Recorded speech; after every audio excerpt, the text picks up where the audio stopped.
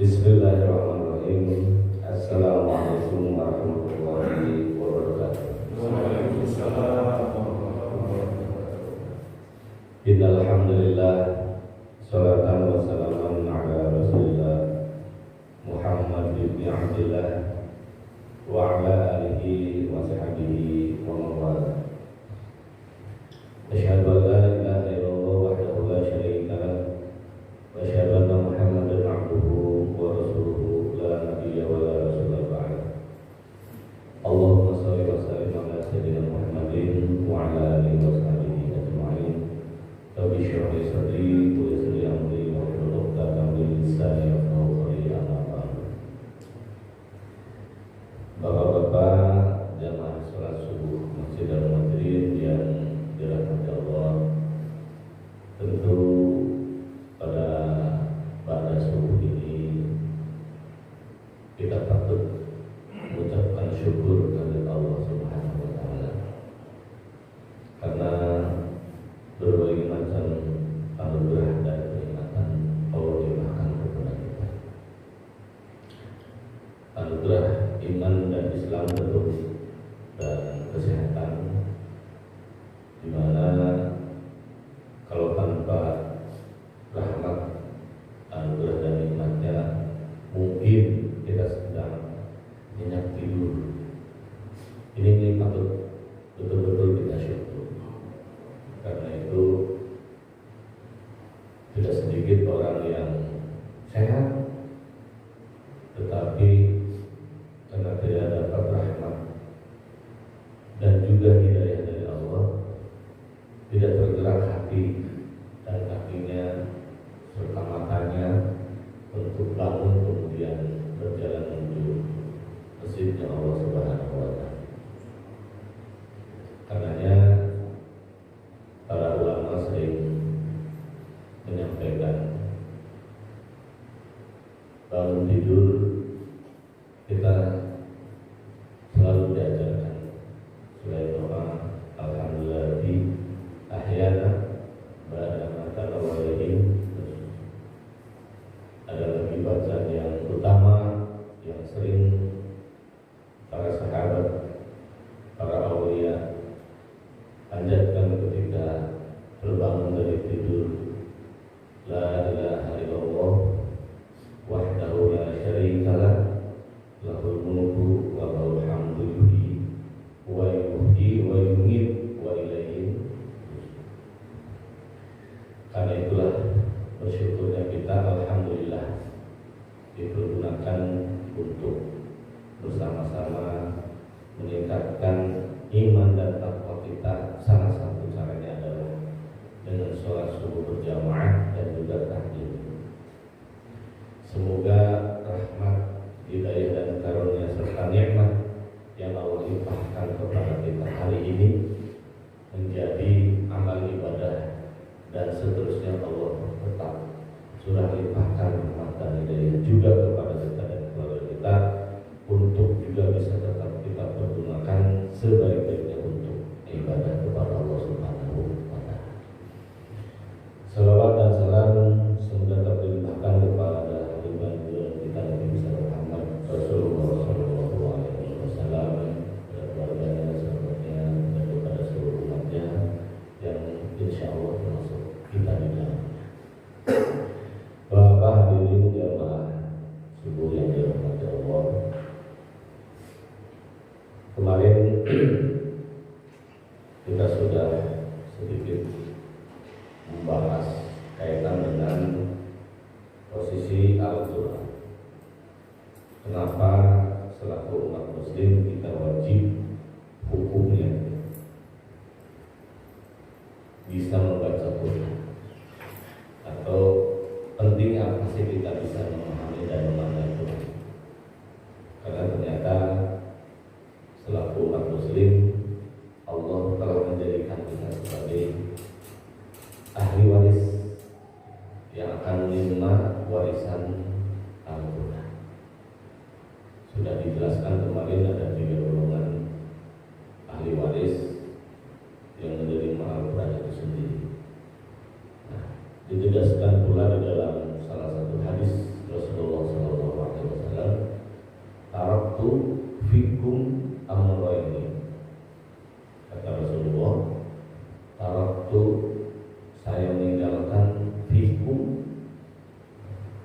fi sebetulnya artinya itu di, tapi di sini bermakna fa'il, artinya bersama.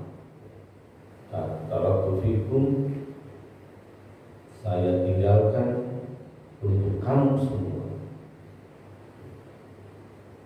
Amroini, dua perkara. Lam tadillu, saya tidak akan sesat. Makin kama sabtu, jika kamu berpegang teguh kepada keduanya. Bihima, yakni keduanya. Kitab Allah, yakni kitab suci Al-Quran. Wa sunnatu Rasul, dan sunnahnya Rasulullah SAW. Yang jelas kemarin warisan utama dari Allah itu adalah Al-Quran. Nah, kata Rasul, tidak hanya Al-Quran warisan buat kita sebagai umat muslim itu, tapi kitab Allah wa sunnatul Rasul, yakni sunnatul Rasulullah SAW, yang dalam bahasa sekarang disebut dengan Al-Hadis. Jadi kitab suci Al-Quran dan hadis Rasulullah SAW. Jelas kemarin posisi Al-Quran sudah kita bahas sedikit. Kalau detailnya Ustaz Ridwan insya Allah nanti akan melanjutkan kembali. Nah, hadis itu apa sih Bapak dan Ibu hadirin? Hadis itu af'aluhu, apa yang dilakukan oleh Rasul, dibuat oleh Rasul, apa yang diucapkan oleh Rasulullah, wa taqriruhu, dan apa yang ditetapkan oleh Rasulullah SAW. Itulah secara umum yang disebut dengan hadis. Apa-apa yang kemudian Rasul ucapkan, apa-apa yang kemudian Rasul lakukan, dan apa-apa yang kemudian Rasul tetapkan, itu disebut dengan sunnatul Rasulullah SAW, yang dalam bahasa kodifikasinya disebut dengan hadis. Nah, hadis ini secara umum ada dua. Ada yang disebut dengan hadis qudsi. Hadis qudsi itu hadis yang maknanya langsung dari Allah Subhanahu wa Ta'ala, yang tidak Allah turunkan melalui malaikat Jibril dan dikodifikasi ditulis sebagai Al-Quran, tetapi Allah langsung sampaikan kepada Rasul, kemudian Rasul sampaikan kepada para sahabat pada saat itu. Jadi tidak melalui Jibril lagi, langsung dari Allah melalui kepada Rasul Muhammad SAW. Maknanya, intinya dari Allah, kemudian redaksinya dari Rasulullah SAW. Kalau Al-Quran kan wahyu diturunkan melalui malaikat Jibril. Rasul yang diajarkan, ya, ada sanad yang mengajarkan Rasul untuk membaca Al-Quran itu, menerima Al-Quran itu adalah malaikat Jibril. Tapi kalau hadis qudsi, maknanya langsung dari Rasulullah, redaksinya Rasulullah SAW. Ada hadis yang disebut dengan sunnah Rasul, yakni tadi apa yang diucapkan Rasul, apa yang dilaksanakan dilakukan oleh Rasulullah, dan apa yang ditetapkan oleh Rasulullah disebut dengan hadis.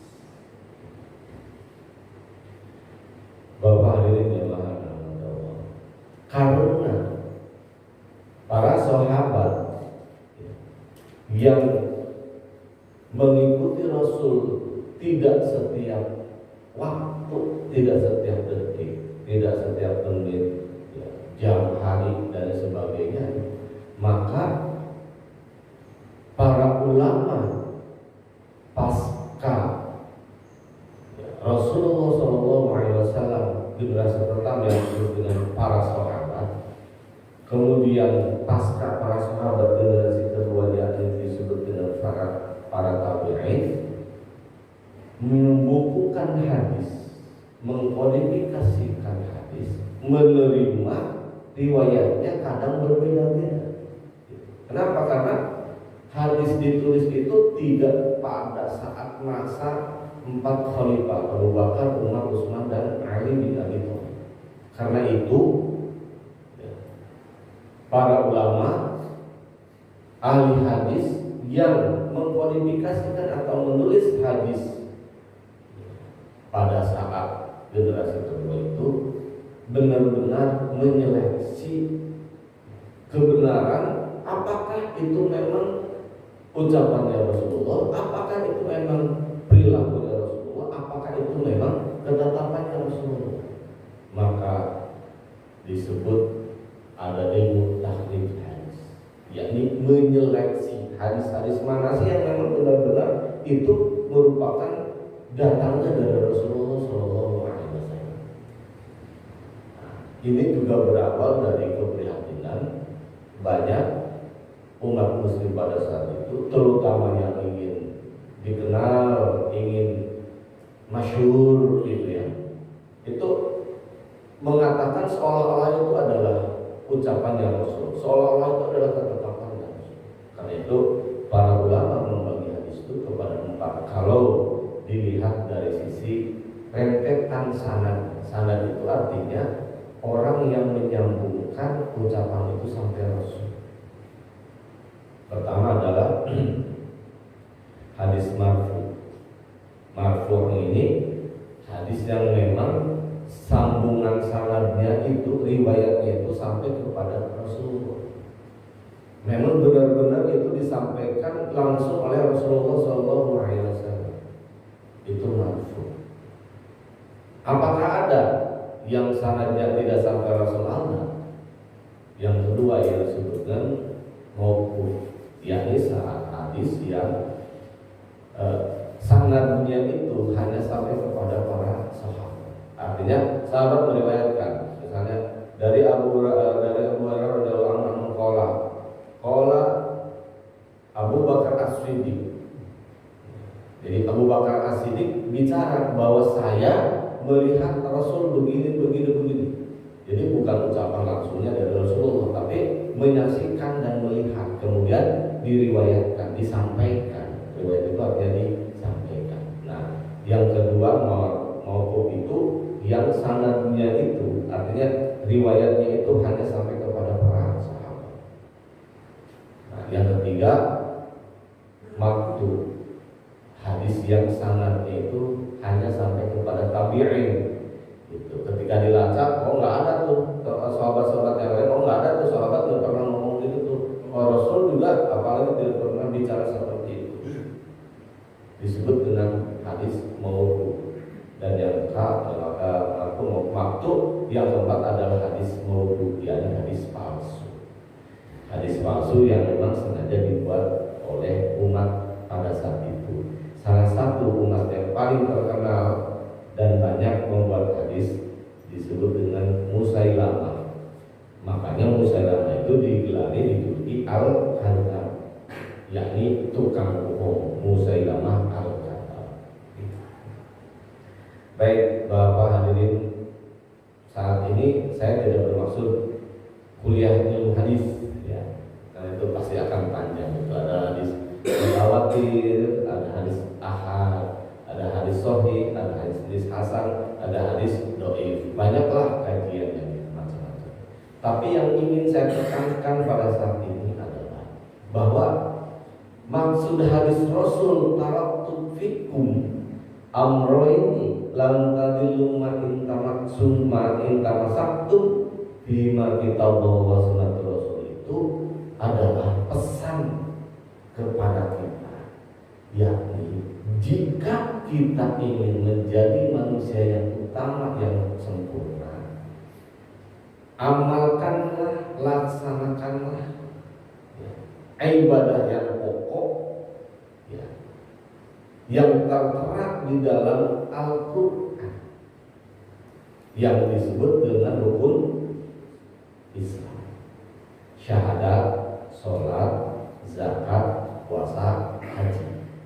Itu pokok, Pak. Ibadah pokok.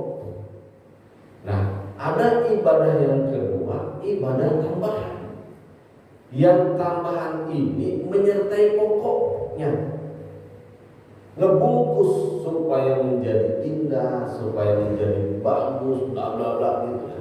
Yang disebut dengan sunnah Rasul, yang dasarnya tertera di dalam Al-Hadis. Apa-apa yang dilaksanakan oleh Rasulullah itu pasti benar, pasti utama. Karena itu kata Rasul, dalam ibadah itu kita jangan hanya menjalankan yang 5 itu, yang pokok doang. Apalagi yang pokok tidak dijalankan, pada bahaya. Maksudnya apa? Ya, misal syahadat, alhamdulillah kita sama-sama sudah bersyahadat.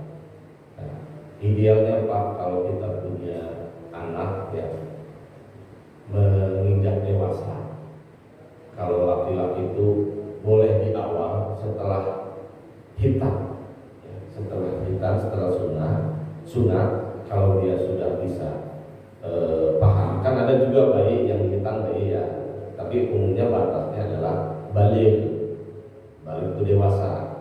Nah, tandanya apa balik itu? Kalau laki-laki itu ihtilam, dia pernah mimpi basah. Yang perempuan tandanya dia sudah keluar haid gitu. Nah, itu tanda balik bagi laki-laki dan perempuan. Kalau bapak dan ibu hadirin punya anak setelah balik, nah, kalau laki-laki boleh di awal, ya, yakni setelah hitam, kalau dia sudah bisa diajak berinteraksi, syahadatkan Pak, syahadatkan. Berdoa aja dengan bapak-bapak selaku orang tuanya, syahadat secara resmi, mandi junub dulu, gitu. Kemudian setelah mandi junub bersih, kemudian boleh wudu lagi atau tidak wudu lagi nggak apa-apa, baru disyahadatkan. Nah, pertanyaannya kita nih syahadatnya kapan? Ya kan? Nah, karena itu sebagian ulama ada yang memberikan ajaran bagi kita selaku orang tuanya. Mungkin kita juga sama orang tua kita dulu seperti itu. Kita syahadat ulang, bukan syahadat ulang meyakinkan. Kayak syahadat sudah. Sekarang sholat kan kalau yang wajib itu hanya 5, ya kan? Subuh, zuhur, asar, maghrib, isya. Itu yang pokok Pak. Jangan sampai ditinggal. Itu yang pokok. Tapi apa yang dicontohkan oleh Rasulullah SAW yang disebut dengan ibadah sunnah, jika kita ingin menjadi manusia utama muslim sempurna sebagai pewaris ya, ajaran Islam, sebagai pewaris Al-Quran dan Al-Hadis, laksanakan sunnah-sunnahnya seperti halnya yang dilaksanakan oleh Rasulullah SAW. Karena kalau menjaga hadis kita nggak bisa Pak. Gitu. Karena itu maknanya taraktu fikum amroini lam tadilu ma in tamasaktum fi ma kitabullah wa sunnatul rasulillah. Itu adalah kita diperintahkan melaksanakan apa yang tertera di dalam Al-Quran, terutama ibadah pokok 5 yang wajib, dan yang kedua adalah sunnah Rasul. Itu artinya menjalankan sunnah-sunnah yang dilaksanakan, yang dicontohkan oleh Rasulullah SAW. Semuanya ada ibadah tambahannya Pak, ada ibadah sunnah. Sholat bisa, yang wajib 5, ibadah sunnahnya kalau kita mau melaksanakan semua seperti yang dari Rasulullah SAW, banyak banget Pak. Banyak banget. Tapi banyak apakah itu yang ditekankan di dalam Al-Quran maupun tidak ditekankan di dalam Al-Quran? Sholat misalnya, yang ditekankan di dalam Al-Quran salah satunya adalah sholat lain. Sholat jelas-jelas disebutkan dalam Al-Quran, sholat tahajud. Tahajjud bihi nafilatan asa an yab'atsaka rabbuka maqaman mahmuda. Allah akan menempatkan kita di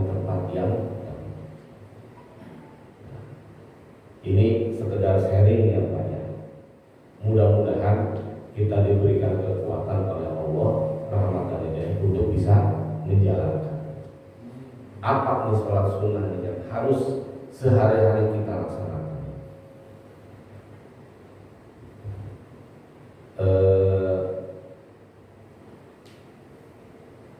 Mulai dari mana ya?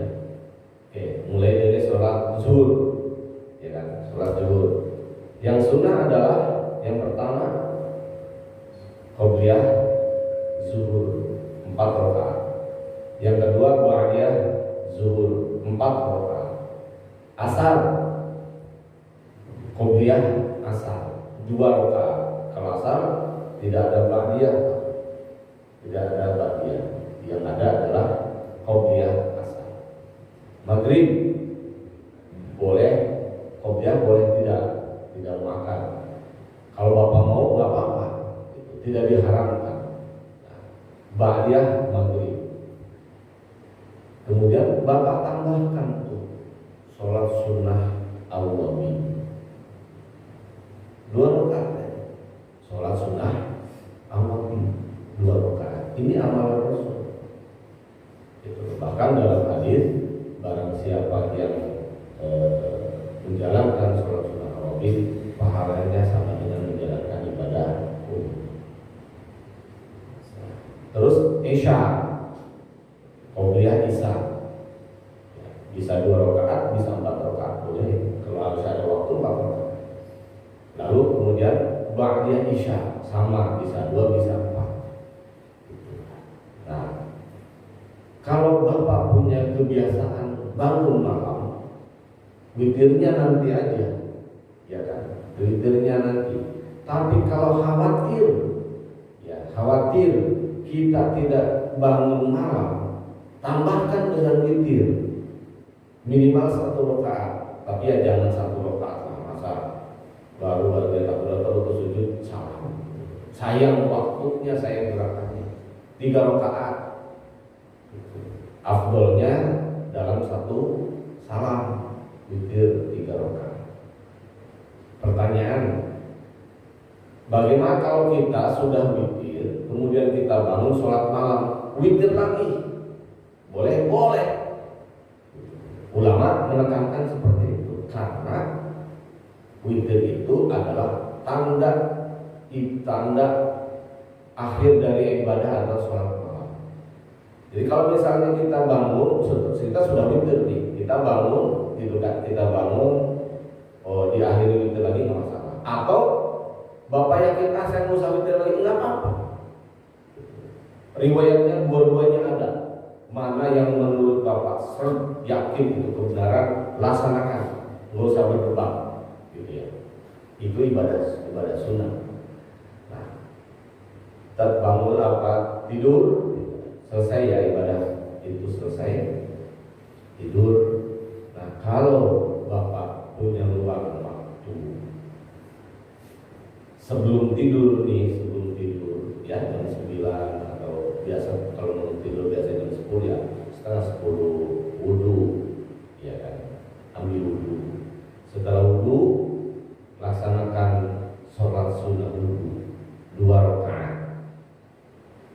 Nah, sholat sunnah wudu ini sholat sunnah yang menjadi dawam sahabat Rasul Bilal bin Rabah. Bahkan Rasul mendapat bisikan Bilal masih hidup, Rasulullah masih hidup. Terompahnya Bilal itu sudah kedengaran berjalan di sini. Rasul kemudian bertanya, wahai Bilal, ibadah apa yang kau laksanakan sehingga kau masih hidup tapi terompahmu bunyinya sandal kau sudah terdengar di sini? Ketika dilihat tidak ada ibadah lain, semuanya normal kecuali dia mendawamkan sholat sunnah wudu. Mendawamkan sholat sunnah wudu. Setiap habis wudu dia sholat sunnah 2 rakaat yang disebut dengan sholat sunnah syukur. Pertama, 2 rakaat sholat sunnah syukur. Yang kedua, sholat taubat. Yang kedua, sholat sunnah taubat. 2 rakaat aja, nggak usah panjang-panjang. Kecuali kita tidak kuat tergoda oleh setan, kita melakukan dosa besar. Itu sih khusus sholat sunnah taubat, mandi dulu dan lain sebagainya, gitu ya. Kemudian tidak boleh mengulang lagi. Tapi ini hari-hari ini untuk harian. Jadi yang pertama sholat sunnah syukur dulu, yang kedua sholat sunnah taubat 2 rakaat. Nah, yang ketiga baru sholat hajat 2 rakaat aja nggak apa-apa. Nah, kalau malam Jumat usahakan sholat sunnah tasbih. Sholat sunnah tasbih. Sholat sunnah tasbih itu kalau dilaksanakan pada malam hari 2 rakaat. Rakaat pertama kuliah, rakaat kedua wudu. Tapi kalau dilaksanakan pada siang hari langsung 4 rakaat 1 salam. Tasbihnya ada sebanyak 117. Allahu Akbar, setelah baca Fatihah, baca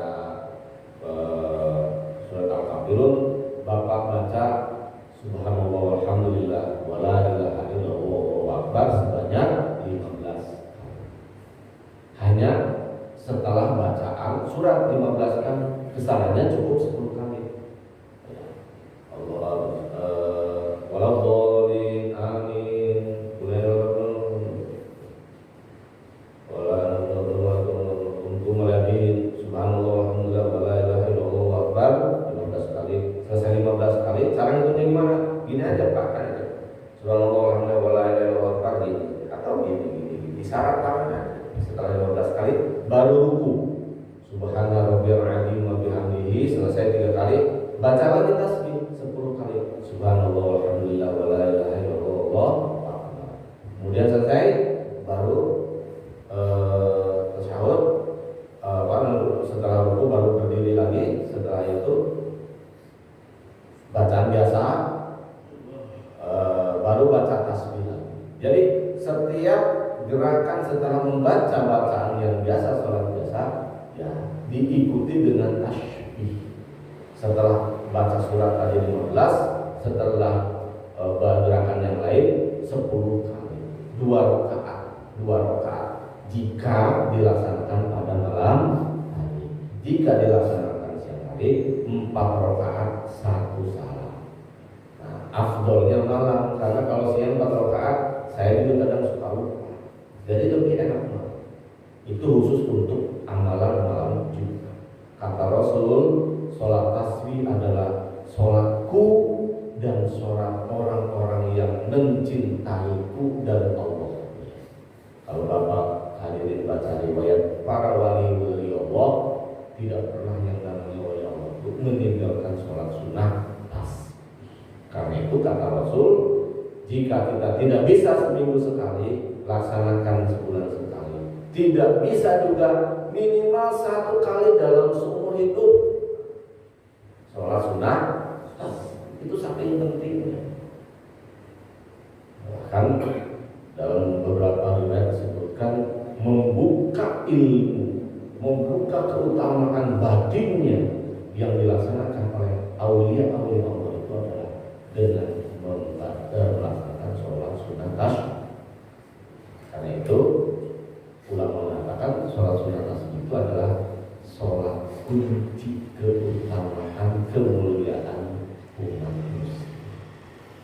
Yuk yang belum rasakan. Sekarang udah baca banyak referensi tata cara sholat tasbih. Itu malam Jumat, ya kan? Jadi sholat syukur wudu, sholat taubat, kemudian hajat. Kalau malam Jumat tambah sholat sunnah tasbih. Baru berat deh, ya apa-apa, tadi hadisnya ada seminggu sekali. Kalau tidak kuat, lagi sebulan sekali. Kalau tidak kuat lagi, ya seumur hidup lah. Setelah kalau membuat salat tasbih atau malam biasa, boleh nggak tiap hari salat tasbih? Boleh. Itu lebih utama, lebih afdal. Bapak karena kan pembuka keutamaan dunia, keutamaan manusia itu ada di sholat tasbih. Ya kalau kita sudah punya kuncinya membuka, mau apa aja sudah bisa. Mohon kepada Allah apa aja sudah bisa. Dengan sholat sunnah tasbih, baru diakhiri dengan sholat witir. Ya, minimal sekali atau bisa 3 kali, bisa 5 kali. Yang penting sholat witir itu sholat ganjil rakaatnya. Setelah selesai baru tidur. Nah, tadi kalau kita mau bangun lagi, biasa bangun witirnya nanti aja nggak apa-apa. Kalau keburu ngantuk, ya udah witirnya nanti gitu. Saat kita tidur. Nah, ada Pak satu amalan yang bisa kita baca sebelum tidur. Kan kalau mau tidur biasalah doa anak kecil juga bisa. Bismika Allahumma ahya. Wow. Tapi kalau Bapak ingin banget tahu gimana caranya ya, saya tuh susah banget bangun alarm, handphone, jam, dering nggak bangun-bangun. Laksanakan Pak. Ada satu amalan yang ini juga pernah dilaksanakan oleh para ulama, para aulia. Bapak baca la ilaha illallah 7 kali, di akhir yang ketujuh baru Muhammadur Rasulullah. Minta bangunnya jam berapa? Yakin dengan bacaan itu, laksanakan insya Allah. Ya meleset kalau kita jam 3 sekarang tuh, kalau jam 3 masih malam. Makanya saya mintanya rata-rata sekarang jam 3:30, karena kita masih ada waktu 1 jam lebih untuk sholat malam dan siang. Kalau susah bangun malam, tapi kalau sudah terbiasa ya syukur alhamdulillah. Insya Allah Pak, kita mau tidur jam 10, jam 11, kadang jam 12, insya Allah atas berkat rahmat Allah dibangunkan sesuai dengan keinginan kita. Nah, itu jadi sebelum tidur. Kemudian tetap bangun tidur. Nah, begitu bangun dari kasur, duduk dulu, jangan langsung berdiri Pak. Nah, kenapa? Karena menurut ilmu kesehatan juga tidak bagus kalau langsung berdiri, apalagi langsung jalan, karena peredaran darahnya itu belum sempurna, belum rata. Khawatir ketika kita bangun langsung berdiri itu ada titik-titik tertentu di mana penyumbatan darah terjadi, kemudian belum teraliri, terjadilah pembesaran penyumbatan pembuluh darah. Akibatnya akan fatal. Makanya kata Rasul, duduk dulu tuh setelah kita bangun, duduk dulu. Apa yang dibaca? Ya tadi Alhamdulillahilladzi ahyana ba'da ma kana wa baca lagi la ilaha illallah wahdahu la syarikalah lahul mulku wa lahul hamdu yuhyi wa yumiitu wa huwa 'ala kulli syai'in qadir. 3 kali enggak usah banyak. Subhanallah walhamdulillah wa la ilaha illallah wallahu akbar. Tandanya kita berterima kasih kepada Allah yang menguasai alam dunia. Tandanya kita mohon rahmat dan karunia kepada Allah, dikuatkan, disehatkan dan sebagainya. Itu makna dari ucapan. Terbiasa minum baru jalan, minum air hangat supaya merontokkan seluruh lemak-lemak yang ada di dalam badan kita. Itu ajaran Rasulullah. Baru ke kamar mandi, setelah itu wudu, sholat. Sholatnya seperti yang tadi kita laksanakan sebelum tidur. Tapi kalau ini ditambahkan. Kalau tadi hanya sholat syukur wudu, taubat, hajat, kemudian witir atau witirnya enggak. Nah, kalau mau Jumat diakhiri dengan sholat sunnah tasbih. Nah, setelah kita bangun, kita tambah sholat sunnah syukur wudu, sholat sunnah taubat, ya kan? Kemudian tahajud.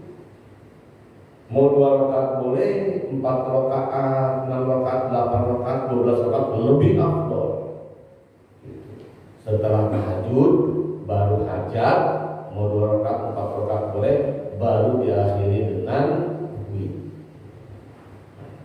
Inilah yang disebutkan di dalam Al-Quran, fatahajjat bihi nafilatan lak asa yab'atsaka rabbuka maqaman mahmud. Nah, setelah witir selesai baru zikir.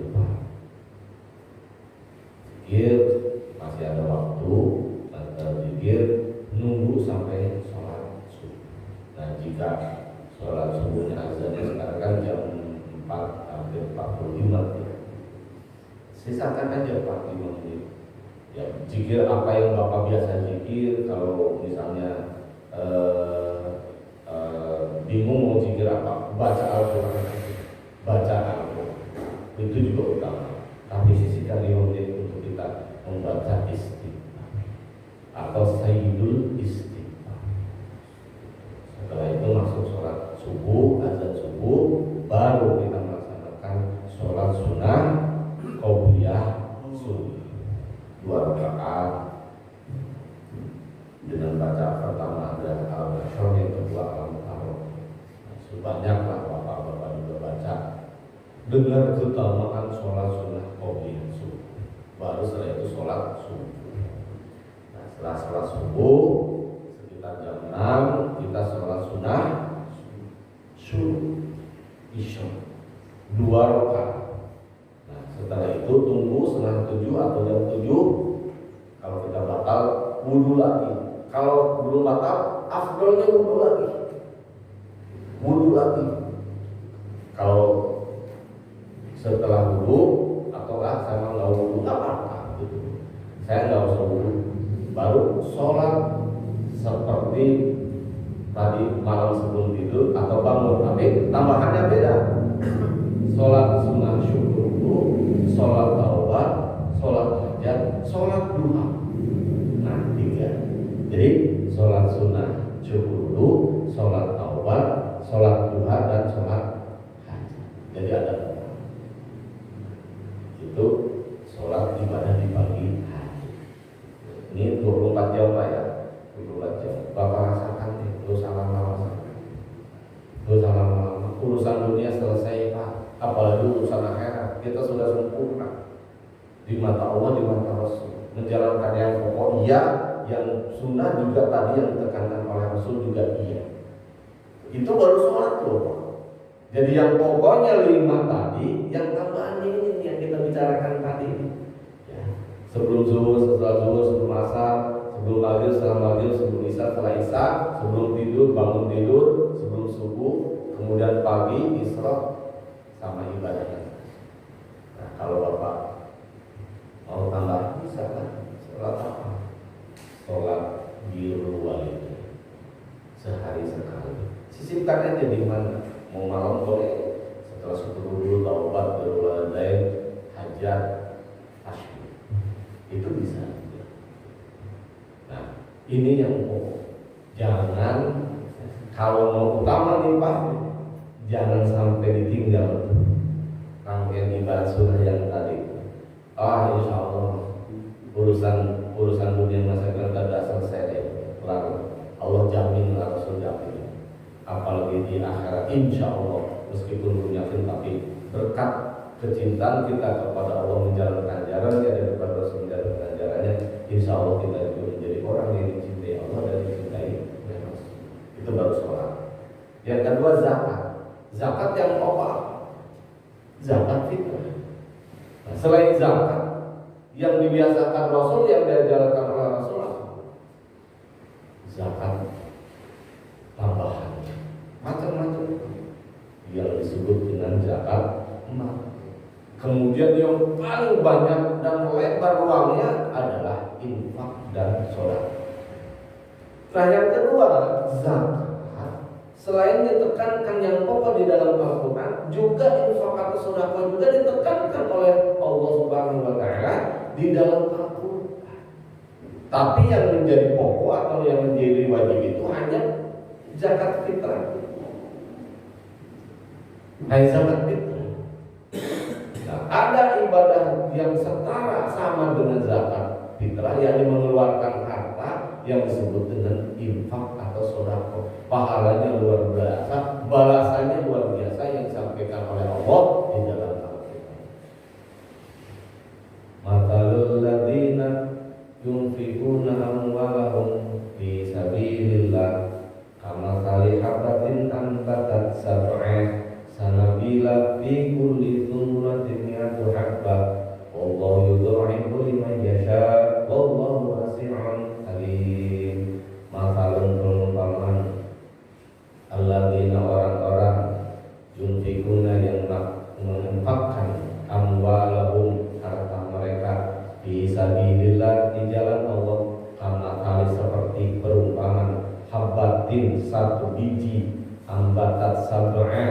yang ditanam tumbuh 7 batang. Sab'a sanabila 7 batang.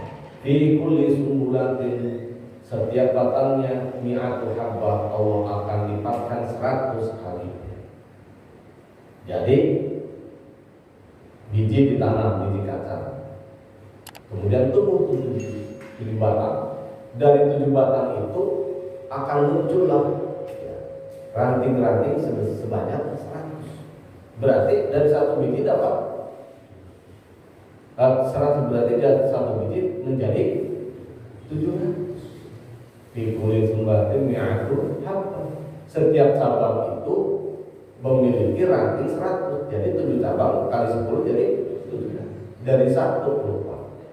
Matalul ladina yunfikuna amwalahum fi sabilillah kamathali habatin anbatat sab'a sanabila fi kulli sumbulatin mi'atu habbah. Bahkan Wallahu, dan Allah yudha'ifu, akan melipat gandakan liman yasha, kepada yang Allah kehendaki. Wallahu, dan Allah wasi'un, sangat luas, alim pengetahuan. Nah, itu infak sedekah yang ditekankan di dalam Al-Qur'an. Itu yang wajib mana? Zakat. Yang sunahnya infak sedekah, jaminan. Makanya tidak ada orang yang rajin sedekah, yang rajin infak itu miskin, tidak ada. Bahkan ya, ini secara logika, teori probability. Kita punya 5 petak sawah. Petak pertama kita tanam 10 biji, 10 bibit. Petak kedua kita tanam 20 bibit. Petak ketiga 30, petak keempat 40, petak kelima 50. Kira-kira ya, kalau kita tanam dari yang 5 petak kita, menurut teori probability, kemungkinan yang paling banyak panen yang mana? Yang paling banyak hasil yang mana? Yang 5. 10 bibit, 20, 30, 40, 50. Jadi kalau kita infak jangan kecil-kecil Pak, jangan dikit-dikit. Sehari 100.000,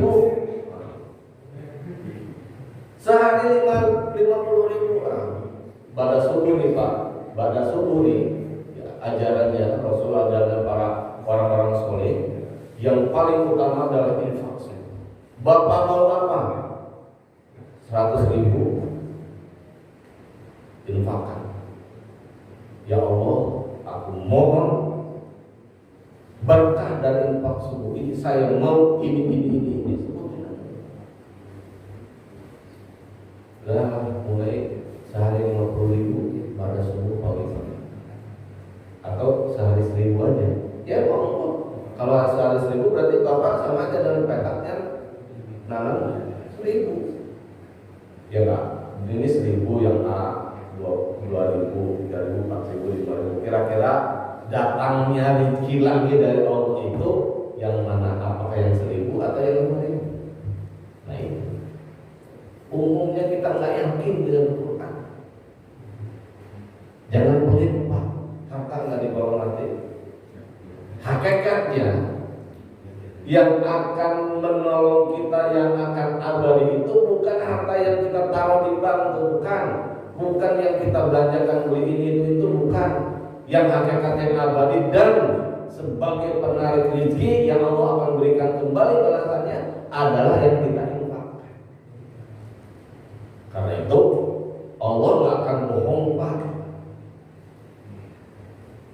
nggak akan bohong. Maaf, saya tidak ngomong kosong.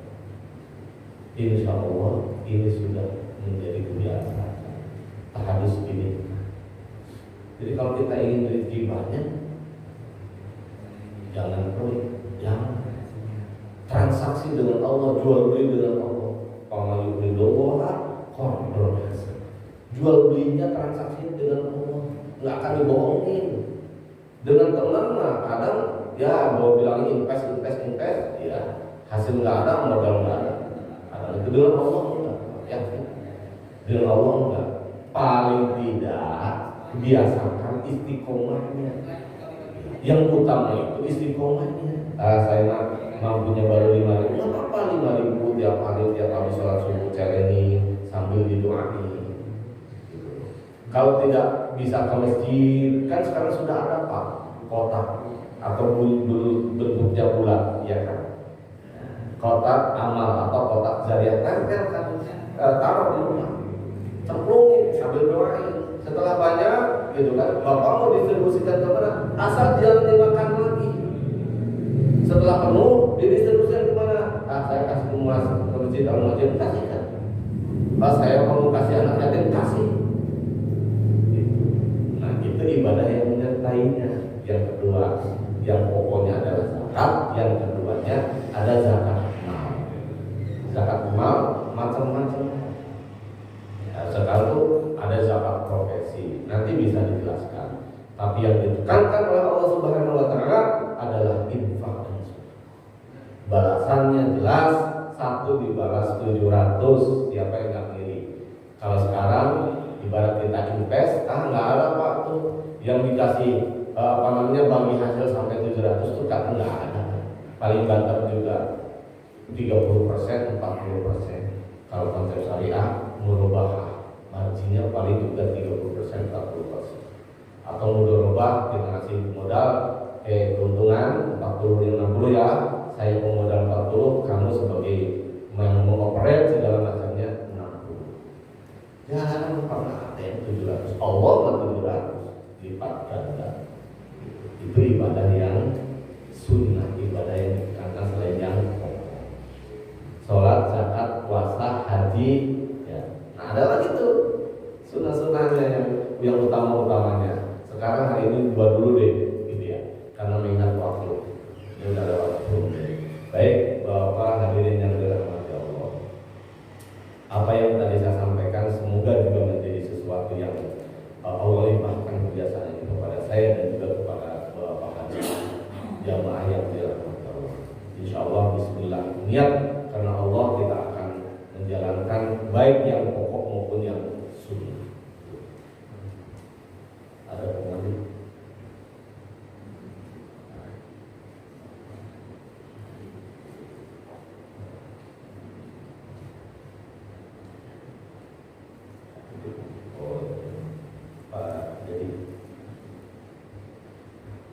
Mungkin itu saja yang kita bisa yang kami sampaikan pada pagi ini.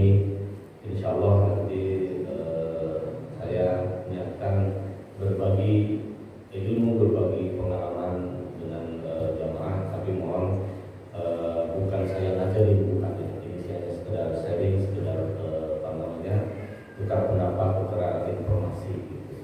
Mudah-mudahan setelah nanti Ustaz Ridwan aktif kembali kajian takdir, paling tidak minimal sebulan 1 kali saya akan rutin berjumpa dengan Bapak di pagi subuh gitu.